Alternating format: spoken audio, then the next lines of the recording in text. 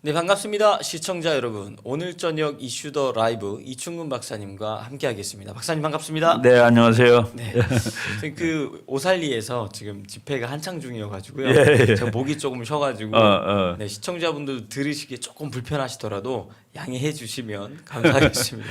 박사님 그 어제 그제 이제 국방대학에 강의가 있으셨다고 들었거든요. 네네. 네. 근데 아무래도 대선이 며칠 전에 윤석열 후보가 당선이 됐기 때문에 그렇죠. 국방대학의 분위기가 조금 달라졌을 것 같거든요. 그렇죠. 국가안보 쪽으로 그 국방 그 문재인 정부 5년이 국방에 대해서 사실 소홀했습니다. 소홀했다고 볼 수 있는 거가 북한과 화해를 강조하다 보니까 예. 하다못해 미국하고 하는 훈련도 몇 년 동안 안 했고 그리고 뭐 그 얘기 휴전선에서 45km 안쪽으로는 정찰도 못하게 지금 다 9.19 합의로 해놨지 않습니까? 네네네. 그러니까 45km면은 휴전선에서 서울까지가 45km가 채 안 돼요. 직선으로는. 와. 그러니까 서울 이북은 비행기로 정찰을 안 한다는 소리라. 물론 북한도 네네. 자기네들도 휴전선 이북 45km는 정찰하지 말자라고 했는데 네네. 그러니까 그 침투하고 이런 훈련. 그러니까 전반적으로 군대는 항상 경계하고 그리고 또 대비해야 되는 건데 네네. 그거를 안 하겠다라고 하고 그래서 군대는 지난 한 몇 년 동안 그 마음이 우울했을 겁니다. 근데 이제 뭐 어제 제가 그 간만에 그리고 또 이제 코로나도 많이 완화가 돼가지고 네네. 어제 직접 가서 몇 년 만에 한 2년 만에 직접 갔던 것 같아요. 대면으로 그냥 이렇게. 대면으로 물론 이제 그 이 플라스틱으로 다 칸은 잘 쳐놓고 네네. 그랬는데 가서 이제 유튜브로 그 뭐 이 방송으로 강의하다가 가서 강의라니까 기분이 상당히 좋더라고요. 네네네. 그리고 직접 그 인터액션도 할 수 있고 말이지. 그래서 우크라이나 보라고 말이야. 전쟁이라는 건 언제든지 터지는 거라고. 그래서 제가 그 뭐 국가안보 중요성 얘기하고 그랬는데 그 분위기가 그냥 훨씬 그 내가 얘기하는 거를 조금 좀 거부하는 사람 거부하는 정권이었죠, 솔직히. 예, 맞습니다. 때보다 이제 마음이 훨씬 푸근하고 좋더라고요. 뭐 느꼈습니다. 그러니까 우리가 지금 공기가 달라졌다고 말하는 사람도 많잖아요. 그죠? 네네, 맞습니다. 예. 그래서 그 국가 안보가 중요하다는 얘기를 뭐 정부 비판하면서 뭐 맘 놓고 할 수 있을 그런 상황이 되는 거죠. 사실 저도 육군 병장으로 만기 전역을 했는데 사실 군대 갔다 오면 사람이 다 어쨌든 그 보수 성향의 마음이 생기잖아요. 지켜야 된다라는 마음이 있으니까. 그러니까 나라를 지키자. 예. 그게 보수입니다. 그 숫자가 지킬 숫자거든요. 네네. 보호하고 지키는 게 보수예요. 네네. 그렇기 때문에 국가 안보는 보수가 될 수밖에 없습니다. 그러니까 이게 문재인 정권 들어서면서 북한과 친해지자, 화해를 하자, 대화를 하자 그렇죠. 이러다 보니까 지켜야 된다라는 느낌보다 열어줘야 된다라는. 근데 이게 열어준다는 느낌이 위험하다라는 느낌이 함께 받는 거죠. 네. 근데 그런 상황에서 국방부 장관도 그렇고 그렇죠. 왜 저런 발언을 할까 답답했었는데. 관점이 잘못된 건데 제가 그래서 어제 가서 그분들한테 맨 처음에 강의 그 거의 첫 부분에 네네. 그 애치슨 장관이 옛날에 했던 말을 인용을 했습니다. 네네. 국제 정치에서 국제 정치는 착한 아이에게 상을 주지 않는 정글과 같다. 착한 아이에게 상을 주지 않아요. 네네. 근데 우리나라 사람들이 우리가 착하게 굴면은 그러면 평화를 유지할 수 있다라고 봐요.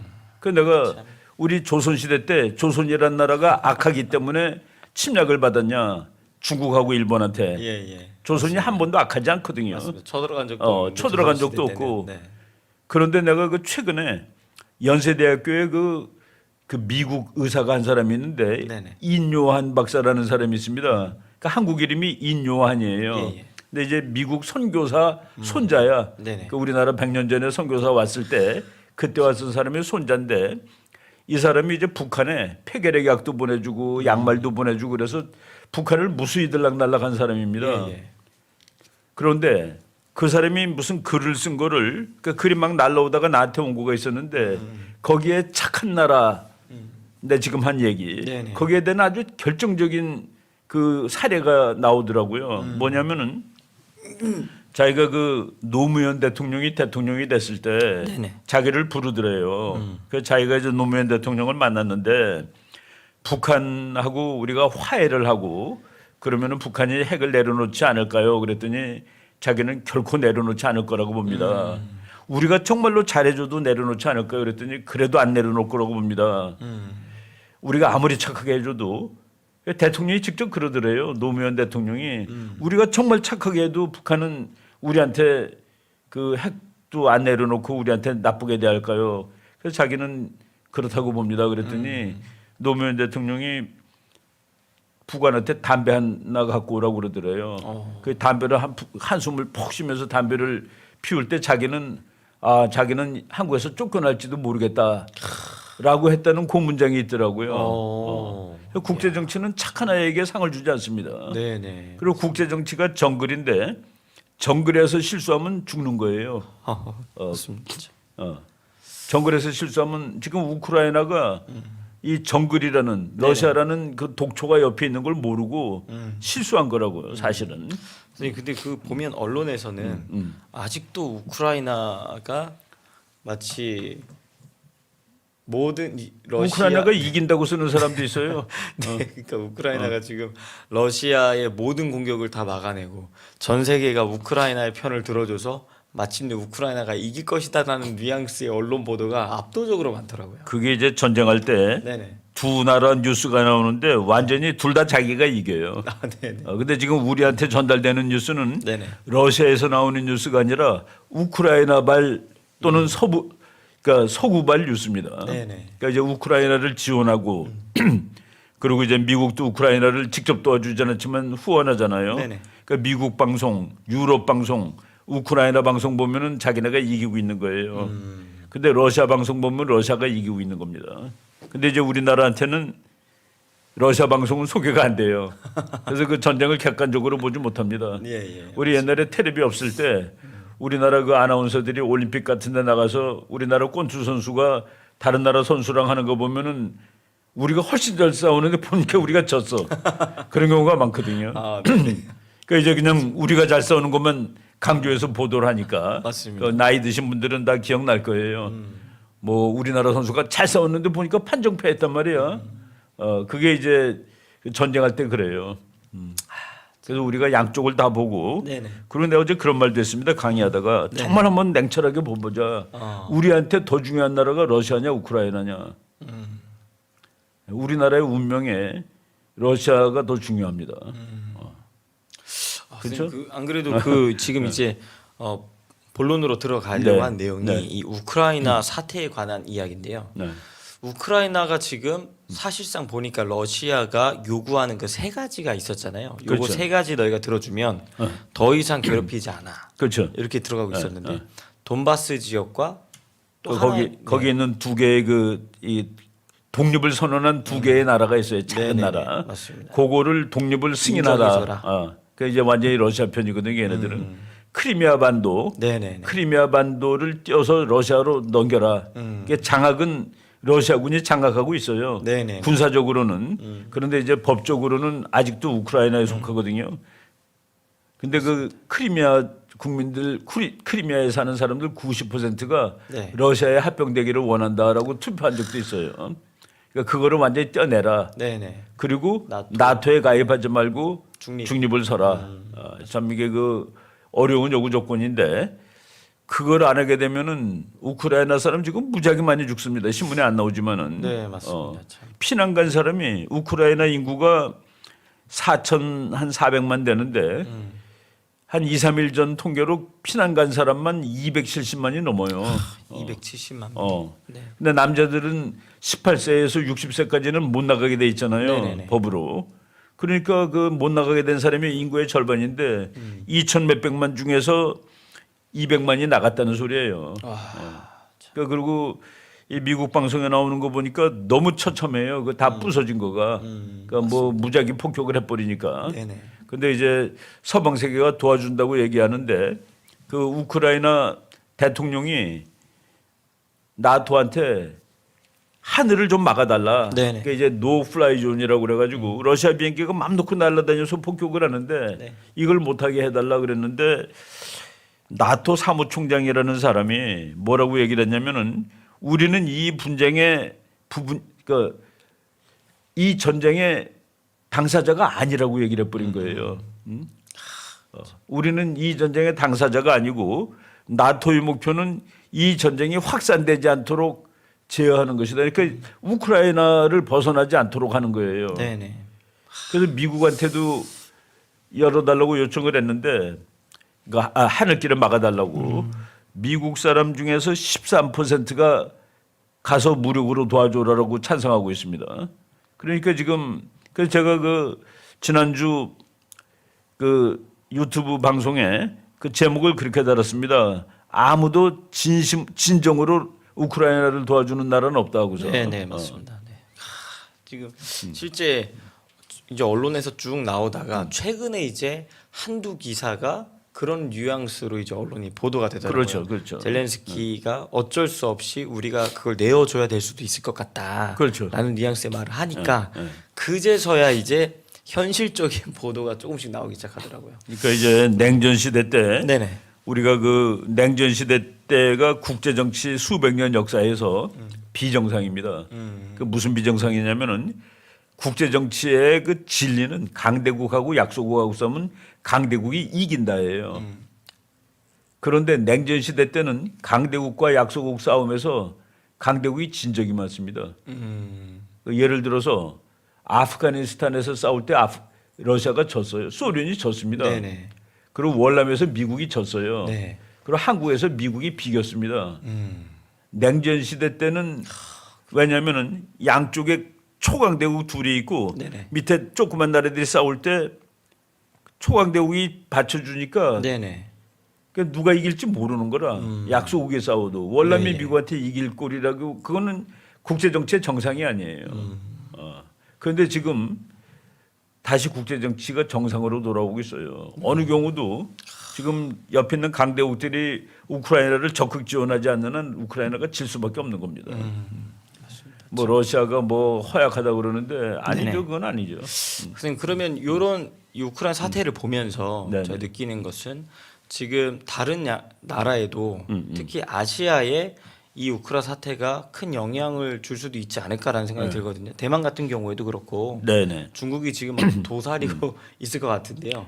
아시아의 경우는 좀 어떤지도 궁금합니다. 예, 지금 미국 그 관리들이 아시아는 다르다라는 말을 이제 노골적으로 하고 있어요. 지금 우리가 이제 순수히 그 아주 이 현실주의 국제정치학적으로 분석을 해보면은 네. 왜 서방 국가들이 우크라이나를 도와주지 않을까? 네. 뭐 진짜로 도와주는 거 가서 대신 싸워주는 게 최고입니다. 그 우리가 대한민국이 네네. 국제사회에서 정말 국제사회가 진심으로 도와준 케이스는 지구 역사상 대한민국밖에 없어요. 6.25가 딱 터졌을 때 네네. 그때 미국이 한국에 군사력을 보내는데 맞습니다. 네. 32만 명 정도가 와서 싸웠습니다. 미국만. 그런데 미국이 한국에 올 때 그냥 온 게 아니라 모자를 바꿔 쓰고 왔습니다. 미군 모자보다 더 멋있는 유엔군이라는 모자를 쓰고 온 거예요. 그래서 15나라를 데리고 온 겁니다. 선생님 그 15나라를 다 합치면 그러니까 이제 물론 미국이 압도적으로 많기 때문에 네네네. 뭐 유엔군이 그 뭐 미군 숫자가 나머지 유엔군 다보다 더 많아요. 그렇지만은 그럼에도 불구하고 그 당시에 영국, 캐나다, 뭐 하여간 그 프랑스 네네. 그 당시에 괜찮은 강대국들이 다 와서 도와준 거거든요. 뭐 숫자가 많든 적든 간에 네네네. 직접 와서 싸워준 겁니다. 맞습니다. 그래서 그것이 최고의 도움인데 그게 이제 냉전 시대 때니까 가능한 거예요. 근데 지금 우크라이나를 이제 진짜 도와주려면은 우크라이나가 점령당하면은 그것이 다른 나라들한테도 피가 흘리는 중요한 사건이라야 됩니다. 맞습니다. 즉 네. 국가 이익론으로 이거는 바이탈 인터레스트야. 바이탈이라는 것은 정말 가서 목숨을 걸고 싸워줘야 되는 그런 이익인데 네네. 우크라이나가 그런 이익이 없어요. 그런데 대만은 그런 이익이 조금 있는 겁니다. 그래서 아시아는 다르다. 아시아는 다른 거예요. 그래서 미국이 네네. 어느 나라에 전쟁 나면 가서 싸워줄까? 그게 이제 내셔널 인터레스트 넘버 원, 즉 바이탈, 영어로 바이탈이라고 그래요. 네네. 이거는 정말 사활적으로 중요해. 그런 나라에서 전쟁 나면 미국이 가서 싸워줍니다. 근데 우크라이나는 거기에 속하지가 못하는 거예요.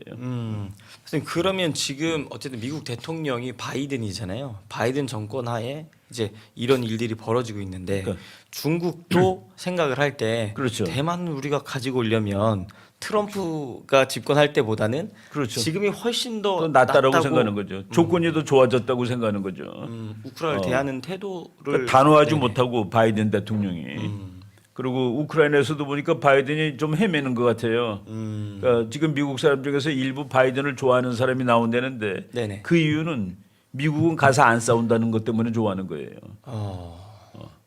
그러니까 미국은 예를 들어서 그 대통령이 야 이제 우리 미국 국민들이 가서 싸워주자 그러면은 미국에서 싫어하는 사람이 생기기 마련이에요. 네네네. 왜 남의 나라 전쟁에 우리가 가느냐고서 월남 전쟁할 때 뭐 닉슨 대통령이 얼마나 골았습니까 데모하는 것 때문에.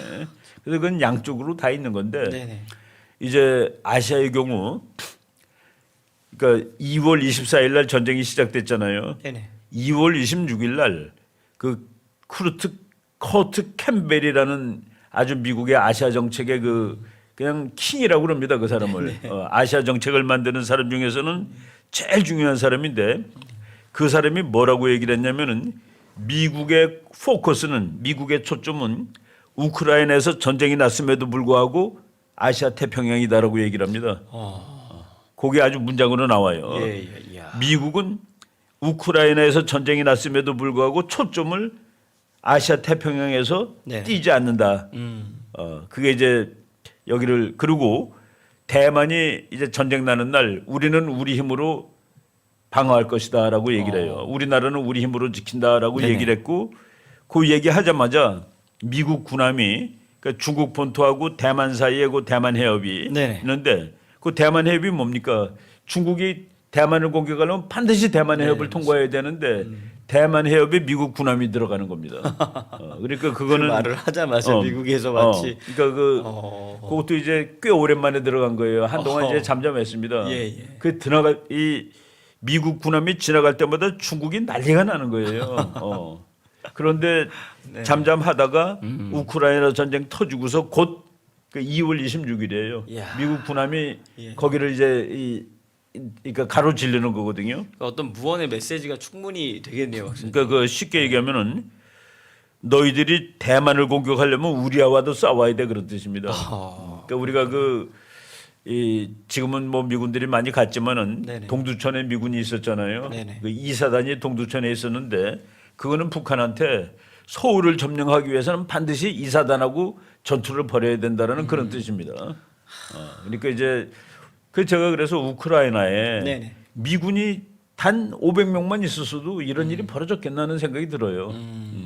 그럼 미군하고 소련군, 러시아군하고 붙어야 되잖아요. 네네.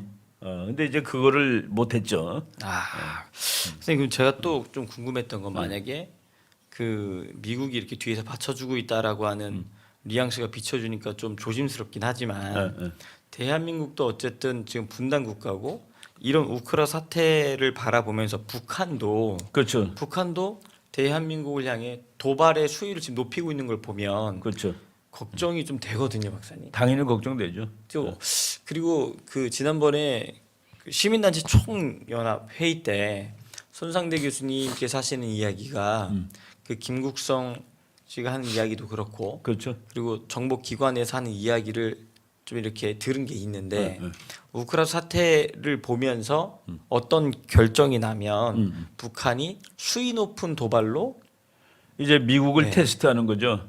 미국 그 CNN 방송이 바이든 대통령을 아주 적극 지지하는 방송임에도 불구하고 이제 우크라이나 사태가 막 이제 긴장으로 갈 때 그때 세계의 독재자들이 바이든을 테스트하기 위해서 줄 서 있다라는 그 기사를 내보냅니다.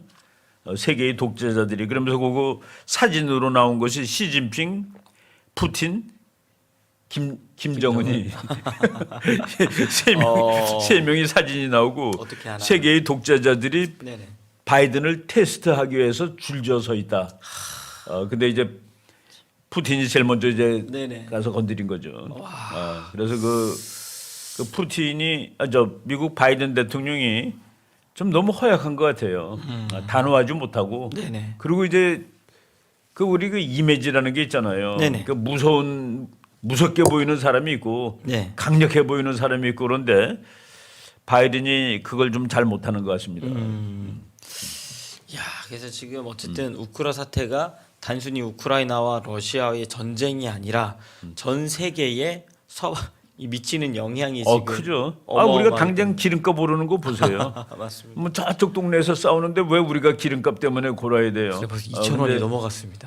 이게 국제 정치가 그래서 지금 러시아라는 나라가 러시아가 지금 이제 우리 많은 그 우리나라 언론 같은 데서 러시아 경제가 죽고 있다고 그러는데 나라 중에서 제일 괜찮은 나라가 뭔지 아세요? 일단 식량 작업하는 나라, 에너지 작업하는 나라. 이 나라는 국제 정치에서 아무리 힘들어도 버텨나갈 수 있어요. 러시아가 작업할 수 식량이 있으니까, 예. 식량 수출국이에요, 러시아가.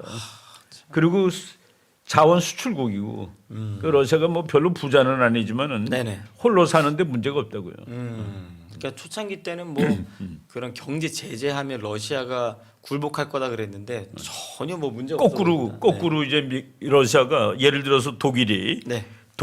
미국의 제재에 동참해가지고 러시아에 뭐 경제적인 위해를 가한다 그러면은 러시아가 기름 끊으면 됩니다. 그 지금 독일의 가스의 50%가 러시아에서 와요. 이태리의 가스의 40%가 러시아에서 옵니다. 와, 그 유럽은 러시아가 가스하고 기름 문 닫으면은 그럼 내일부터 자동차가 못 굴러요. 그래서 에너지를 가지고 있는 나라를 경제 제재할 수 없습니다. 그리고 지금 미국이 러시아 석유를 그동안 계속 사왔거든요. 네네. 그러니까 미국 그 정치가들이 아니 하루에 얼마씩 대주는 줄 아세요? 기름값이 하루에 7,500만 달러입니다. 그러니까 미국이 우크라이나한테 3억 5천만 불을 대줬어요. 그런데 러시아한테는 하루에 7,500만 불씩 대주고 있는 꼴이라. 와. 그 러시아 석유를 5일 사오면은 닷새 사오면은 그것이 우크라이나에 준 돈보다 더 많아요. 그래서 바이든이 할 수 없이 그 석유를 끊었습니다. 러시아 거를 사오는 거를. 네네. 그러니까 당장 미국 석유가 뭐 지금 우리나라 값하고 거의 비슷해요. 그러니까 미국 사람들 난리 났습니다 지금. 맞습니다. 지금 곧 빨리 좀 해결이 잘 되었으면 좋겠다는 생각이 있습니다. 그리고 최근에 평택에 네네. 미국의 아파트 헬기가 그것도 네. 지난 2월 28일 날 이제 그 작업이 완료됐는데 그 아파치 헬기가 나온 지는 꽤 됐는데 네. 그게 버전이 계속 이제 그 발전하면서 네. 얼마 전에 버전 6라는 게 나왔습니다. 여섯 번째 버전이 나왔는데 얘는 앞에 있는 거하고 상대가 안 되게 탁월해요. 그 비행기가. 근데 그거를 24대를 평택에 있는 그 캠프 험프리스 미군 기지에다가 고정 배치를 시켰습니다. 그러니까 순환 배치는 왔다 갔다 하는 건데 네네. 이건 아예 갖다 놓은 건데 그게 그 아파치 AH-64라는 비행기인데 네네. 버전 6는 미국에밖에 없었어요. 처음으로 한국에? 해외 주둔했는데 한국에다 갖다 놓은 겁니다. 네네. 근데 그것 때문에 북한하고 중국이 난리가 났습니다. 북한은 뭐 길길이 뛰고 방송을 했죠. 그럼 헬기가 들어왔는데 왜 난리를 치는 거죠? 그 아파치 헬기 같은 거는 그냥 우리가 이제 그 군사력 계산하는 방법들이 다 있어요. 그거 한 대를 북한이 가지고 있는 장갑차 100대 정도로 치는 겁니다. 아파치 헬기 한 대가 그러니까 이제 우리가 화력 계산할 때 화력이 어마어마하죠. 그러니까 네. 아파치 24대가 오면은 북한 장갑차는 다 죽었다라고 치는 거나 마찬가지예요. 그 이제 학자들마다 이제 전력 지수를 계산을 해요. 네네. 탱크는 한 대가 뭐 100일 칠 때 뭐 미사일은 뭐 20 뭐 이런 식으로 다 계산이 나옵니다. 그리고 그 숫자 가지고 물론 그것이 이제 전쟁이 딱 터졌을 때 네네. 그대로 작동을 하지 않지만은 네네. 이제 우리가 저 사진 나오네요. 이거 한번 띄워주시면 참 골치 아프게 생겼죠. 저 밑에 있는 이 네네. 발칸포가 달려 있잖아요. 예예. 저거가 어떻게 조준을 하면은 네네. 헬멧을 쓴 그 조종사가 이렇게 보는 대로 눈대로 그게 따라갑니다. 이게 그 헬기군요. 네네. 그러니까 조종사가 쳐다보는 대로 총알이 가는 거예요. 이야. 그러니까 그 자동 사격이죠. 그러니까 네네. 와 대단하구나. 이렇게 자기가 조종하는 게 아니라 네. 조종사의 눈 보는 대로 총알이 날아가는 거예요. 제 영화에서나 보던 일들이 지금 그게 지금 실제로 되는 거죠. 이루어지군요. 이야. 좀 밑에 그 저 총 있는 거 좀 네네네. 무지막지한 거죠. 쳐다만 봐도 미사일이 향하니 그렇죠. 뭘 그러니까 이 헬멧하고 눈하고 그 초점하고 다 연결돼 가지고 눈으로 바라보는 것이 이제 총알이 가서 네네. 탄착점이 되는 거예요. 참. 근데 그 북한은 그렇다 쳐도 중국은 왜 난리를 치는 거죠, 박사님? 평택이 중국하고 제일 가깝잖아요. 가깝기 때문에. 지금 그런 입장에서 북한과 중국이 지금 저게 물론 이제 뭐 중국까지 건너갈 만큼 작전 반경이 길지는 않음에도 불구하고 네네네. 뭐 중국 배들이 한국에 가까이 왔을 때는 제가 나가서 이제 격침시킬 수도 있는 거죠. 그만큼 위협적이기 그럼요. 때문에. 그럼요. 이야, 맞네요. 선생님 그러면 지금 3구 대선을 치르면서 윤석열 후보가 이제 당선자가 됐잖아요. 네네. 당선자가 되면서 우리나라에 가장 가까이 붙어 있는 북한 그리고 그 위에 바로 위에가 이제 중국. 그리고 문재인 정권 5년 동안에는 중국 몽을 꿈꾸고 북한과 중국 따라가고 화해를 하자. 북한과 하는 건데 정반대의 당선자 뽑혔잖아요. 그렇죠. 이 입장도 굉장히 좀 궁금합니다. 이제 그 이상주의에서 현실주의로 간 겁니다. 이상주의에서 이상주의에서 현실주의로 간 건데 네네. 국제 정치에서 그 이상주의가 더 먼저 생겼어요. 사실은 그러니까 이제 윌슨 대통령이 네네. 국제 정치 이상주의의 그 첫 번째 이론가입니다. 그러니까 좋은 국제법, 네네. 좋은 외교관, 좋은 국제 기구가 있으면 세계는 평화로워져. 그러니까 그 사람들의 생각입니다. 이상적인 생각. 이상적이에요. 그런데 그것이 1차 대전 끝난 다음에 네네. 그래서 뭐 민족 자결주의 선언하고 국제 연맹 만들고 그리고 이제 우리는 더 이상 이 뒤에서 숨어서 하지 말고 공개 외교를 하자.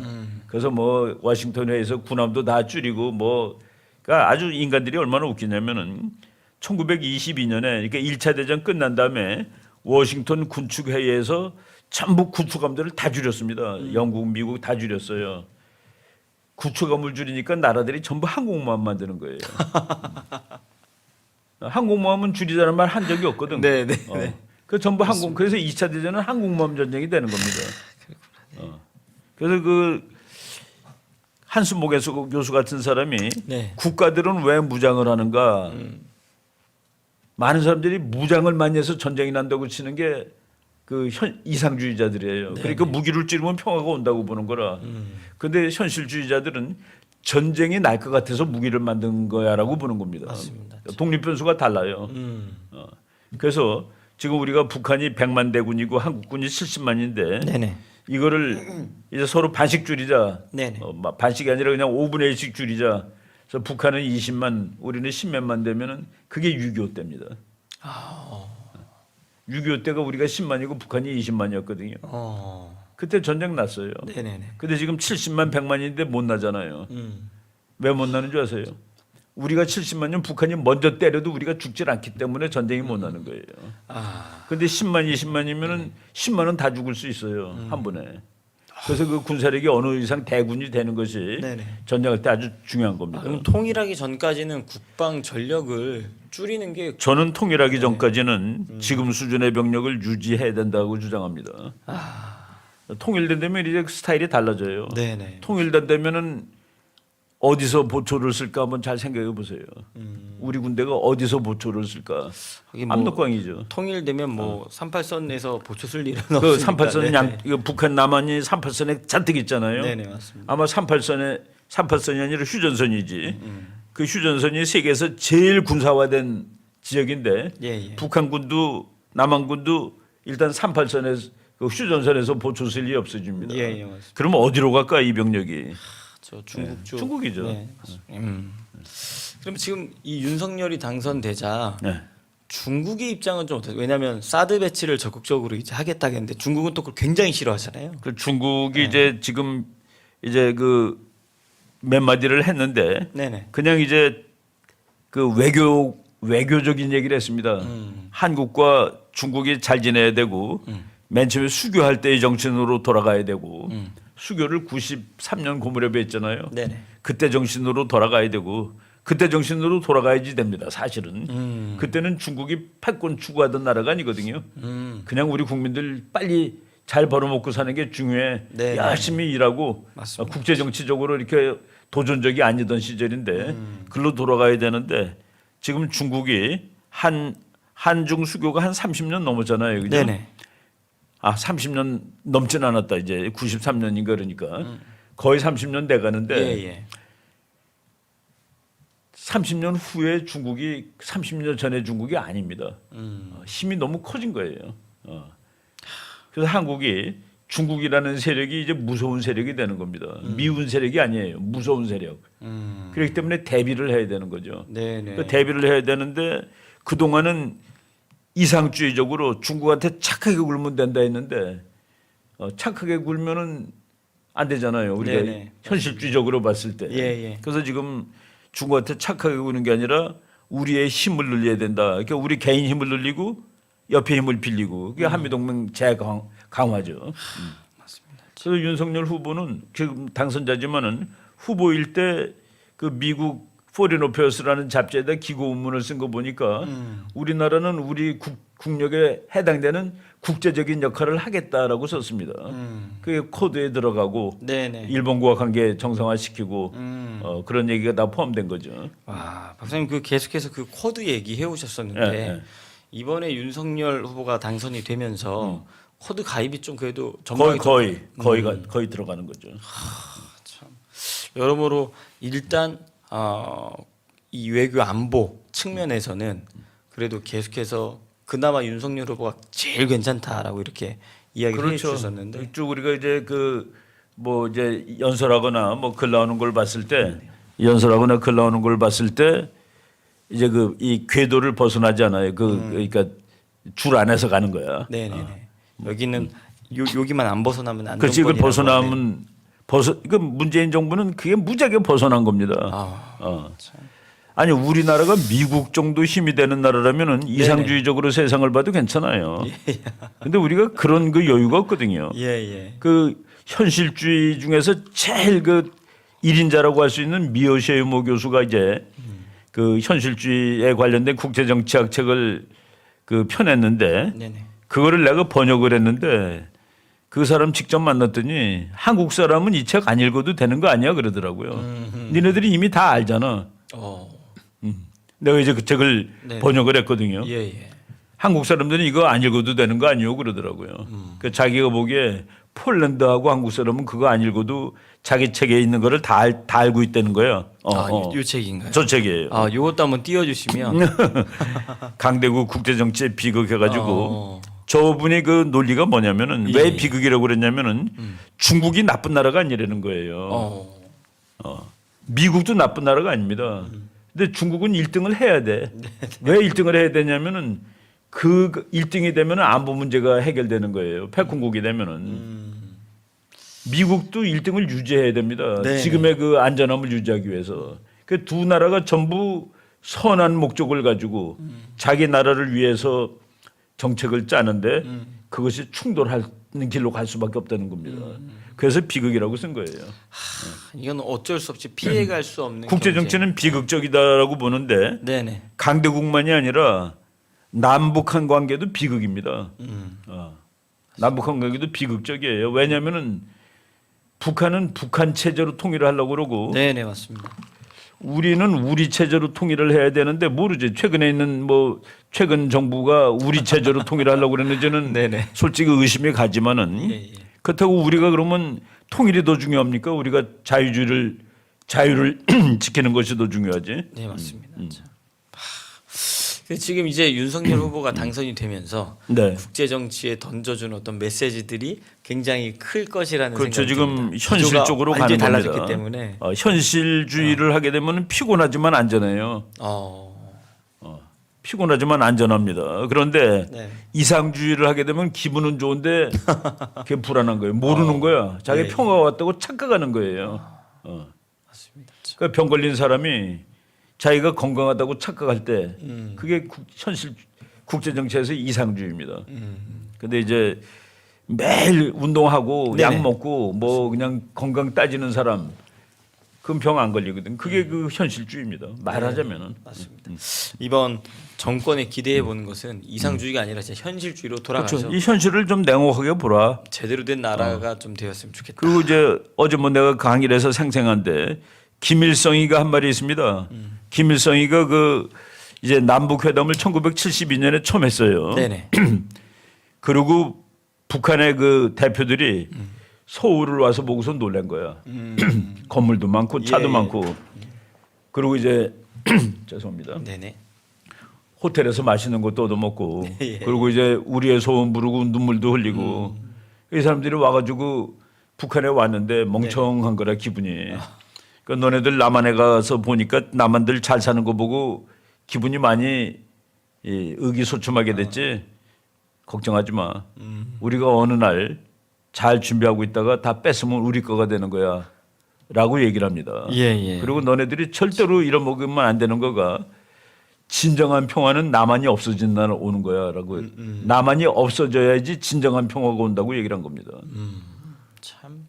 진짜. 그게 이제 북한에서 최고의 네네. 그건 헌법보다 더 높은 거예요. 헌법보다 북한에 높은 거가 당 규약입니다. 네네. 당 규약보다 높은 거가 수령님 교시예요. 그 수령님 교시는 남한이 없어지는 날 한반도에 진짜 평화가 온다. 그러니까 북한이 생각하는. 예. 근데 우리는 북한하고 함께 평화를 만들 수 있다라고 착각을 한 거죠. 그러니까 아까 내가 이뇨한 박사가 쓴 그 얘기, 정말로 우리가 잘해줘도 북한이 핵을 포기하지 않을까요? 국제정책 원칙을 모르는 거죠. 참. 선생님, 그래서 이번에는 3년 안에 자유통일을 이루어 가지고 정말 좀 살기 좋은 대한민국, 다시 한번 영광스러운 대한민국. 그러니까 이제 우리가 통일을 환상이라고 생각하면 안 되는데 이 지구상의 어떤 통일도 흡수 통일입니다. 그것이 전쟁을 통했던 평화적이든 네네. 항상 흡수하는 거예요. 우수한 체제가 약한 체제를 흡수해야지 통일이 되는 겁니다. 그 두 개가 공존하는 통일은 없어요. 그러니까 역사적으로 없었다 이겁니다. 이론으로 만들 수 있을지 모르겠어. 근데 역사적으로는 없었어요. 현실적으로는 불가능. 현실적으로는 그런 통일이 없었다 이거예요. 통일의 방법은 폭력적인 통일도 있고 평화적인 통일도 있는데 네네. 통일의 결과는 언제든지 흡수. 통일이었다. 참. 그거를 우리가 자꾸 그 둘이 서로 장점을 택하고 그런 거 아니다라고 얘기할 수 있는 거죠. 선생님, 그 통일에 관련돼서도 언제 한번 진짜 시간 딱 잡아서 통일 그러니까 관련된 주제로만 그 통일의 방정식이 어려운데 네네. 하나 그냥 예를 들면 서독 더하기 동독은 통일 독일은 서독이다. 그 방정식이 이해가 되면 통일을 이해할 수 있는 겁니다. 소독과 동독이 합쳐져서 통일 독일이 됐는데 네네. 쳐다보니까 그것이 소독이더라. 결국에는 서독으로 간다. 흡수가 된다 이제. 그렇지. 그리고 저쪽 베트남의 경우는 사우스 베트남 더하기 노스 베트남은 유니파이드 베트남, 통일된 베트남인데 잘 보니까 노스 베트남이더라. 결국엔 대한민국과 북한도 통일을 하면 결국에는 그러니까 우리가 질문하겠습니다. 남한하고 북한이 통일하면 이 나라 이름이 뭘까요? 둘 중에 하나예요. 조선민주주의인민공화국 5와 대한민국입니다. 맞습니다. 참. 대한민국으로 통일되는 그날을 기대하면서 그렇죠. 정광 우리는 목사님께서 절대로 통일된 이 나라 이름이 조선민주주의인민공화국이 되고 그날이 되면 100% 확실한 게 있습니다. 지금 우리가 살고 있는 이 도시 이름은 김일성시로 바뀝니다. 100%. 참. 네. 월맹이 통일했을 때 월남의 수도 사이공이 네네. 호지민시티로 바뀌었거든요. 지금 호지민시티 아니에요 지금. 우리가 통일했을 때 평양 그대로 남아 있습니다. 근데 북한이 통일하면 서울은 김일성시가 되는 거예요. 100%. 이야, 진짜 이번에 어쩌면 3구 대선이 너무나도 중요한 건 통일의 이제 기초를 통일로 가야죠. 예. 이제는 너무 오래됐습니다. 이제 도덕의 문제가 됐어요. 이게 더 이상 네네. 북한 주민들이 정말 그 평균 키가 150cm로 남아 있도록 할 수는 없는 겁니다. 맞습니다. 지금 남한은 170cm가 넘었는데 젊은 친구들 맞습니다. 이거는 안 되는 얘기죠. 맞습니다. 여러분, 오늘 이충근 박사님 모시고요, 여러 가지 좀 다양한 주제를 들여다봤습니다. 우크라이나 사태를 통해서 전 세계가 지금 바라보는, 그리고 어떤 영향을 미치고 있는지, 그리고 현재 대한민국의 대선을 통해서 새로운 대통령이 또 뽑혔지 않습니까? 그래서 대한민국의 새로운 대통령이 뽑힘과 동시에 우리와 맞닿고 있는 북한 그리고 중국은 어떤 입장을 취하고 있는지, 그리고 앞으로 실제 그것이 이상주의가 아니라 이제는 좀 현실주의로 돌아와서 대한민국이 다시 한번 좀 세계 경제 속에서 탁월하게 탁월하게 뭐 늘 목사님과 박사님이 이야기하신 것처럼 G2의 국가로 우뚝 설 수 있는 그런 기반을 마련하는 그런 좀 대통령이 되었으면 좋겠다. 그런 기대를 그렇죠. 가져봅니다. 자유 통일의 문을 여는 그런 정권이 되기를 바라는 마음이 굉장히 큽니다. 박사님 마지막으로 시청자분들에게 한 말씀 좀 부탁드리겠습니다. 네, 오늘 뭐 우리가 우크라이나 얘기도 하고 또 한반도 통일 문제도 얘기하고 그랬는데 우리가 겁먹거나 좌절할 필요가 없습니다. 대한민국 괜찮은 나라예요. 세계 10등짜리 나라면 괜찮은 거 아니겠습니까? 나라가 너무 괜찮죠. 200 네. 그 CIA 그 월드 팩트북에 매년 나오는데 거기 보면 네네. 나라가 221개인가 그래요. 지가 나라라고 그러는 거가. 예, 예. 근데 그 중에서 우리나라가 10등이면. 10등, 11등 그 정도거든요. 네네. 그러면 A 플러스 중에서도 플러스가 2개라. 한국은 약한 나라가 아닙니다. 맞습니다. 그 뭐 우리가 우리 자부심을 가져야 돼요. 지난 우리 선조들이 이 나라를 정말 세계 바닥권에서 세계 탑 클래스로 올렸는데 이제 곧 통일을 이룩하고 정말 자유민주주의 강대국으로 나갈 그 시대가 이제 열리고 있습니다. 우리가 조금 더 마음을 다 잡고 이제 통일도 하고 북한 주민 구원하고 우리 안전하고 잘 사는 나라로 한번 가 보자고 말씀드리고 싶습니다. 네, 감사합니다. 그럼 오늘 이슈 더 라이브 여기서 마치고요. 전 또 다음 주에 박사님 모시고 더 유익한 내용으로 찾아뵙도록 하겠습니다. 박사님 오늘도 시간 내주셔서 감사합니다. 네, 감사합니다. 네.